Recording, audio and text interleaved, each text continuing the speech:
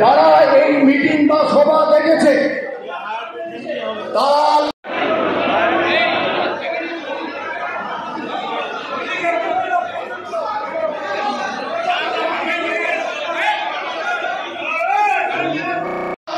দীর্ঘ সংগ্রামের মাধ্যমে আমরা ক্ষমতায় এসেছি, কিন্তু আজকে যে মিটিংটা করছে যারা দেখেছে আপনাদেরকে বিভ্রান্ত করেছে, বিভ্রান্ত করে এখানে আপনাদের মিটিংয়ে জমায়েত হতে বলেছে। এই যারা জমায়েত করতে বলেছে তারা কি লিখেছে বলে বলুন? বেনিফিশিয়ারি হায়ার পেনশন, যেখানে সম্পূর্ণ হায়ার পেনশনের ব্যাপারে কোন রকম আমাদের ভারতীয় বিজেপি এবং সেন্ট্রাল গভর্নমেন্ট মেনে নিতে পারছে না, চাইছে না। তার দাবি আমরা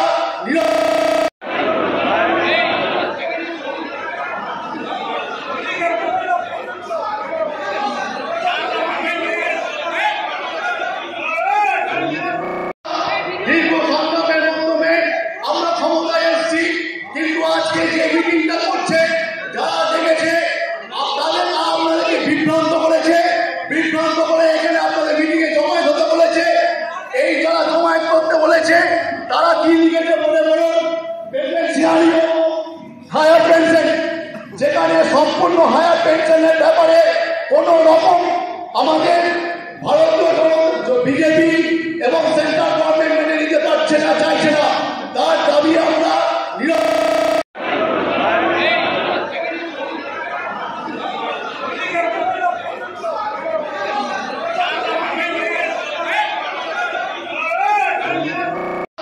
দীর্ঘ সংগ্রামের মাধ্যমে আমরা ক্ষমতায় এসেছি, কিন্তু আজকে যে মিটিংটা করছে যারা দেখেছে আপনাদেরকে বিভ্রান্ত করেছে, বিভ্রান্ত করে এখানে আপনাদের মিটিংয়ে জমায়েত হতে বলেছে।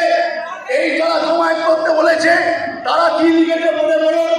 বেনিফিশিয়ারি হায়ার পেনশন, যেখানে সম্পূর্ণ হায়ার পেনশনের ব্যাপারে কোন রকম আমাদের ভারতীয় বিজেপি এবং সেন্ট্রাল গভর্নমেন্ট মেনে নিতে পারছে না, চাইছে না। তার দাবি আমরা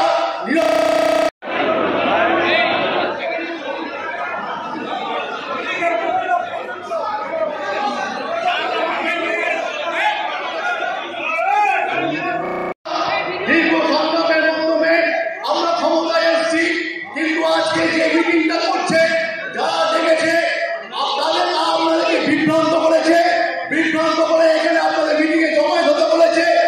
এই যারা জমায়েত করতে বলেছে তারা কি লিখেছে বলে বলুন? বেনিফিশিয়ারি হায়ার পেনশন, যেখানে সম্পূর্ণ হায়ার পেনশনের ব্যাপারে কোন রকম আমাদের ভারতীয় বিজেপি এবং সেন্ট্রাল